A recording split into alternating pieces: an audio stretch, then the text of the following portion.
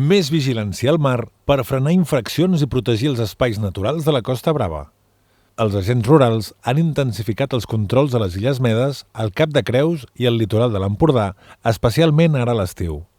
Vigilen la pesca il·legal, els fondejos sobre la Posidònia, l'accés de velocitat i l'entrada d'embarcacions a zones protegides o reservades als banyistes.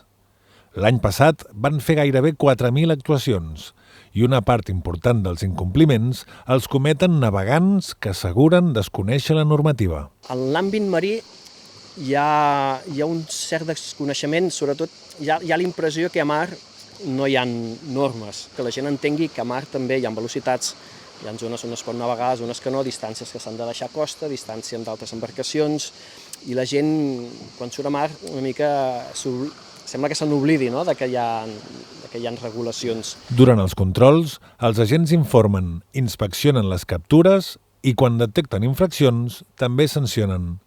Uns controls que alguns usuaris del mar consideren imprescindibles per preservar el litoral. La temporada es importante también, mucho por la reproducción del peces.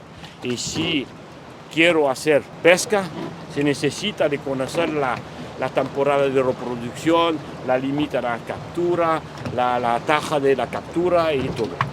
Pour le sorel, on ne savait pas qu'il y avait des tailles pour le sorel.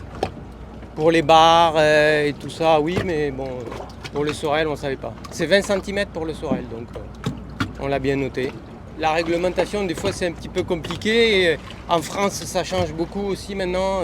Il faut les déclarer sur Internet. C'est compliqué. Mais bon, on n'est pas toujours au courant de tout.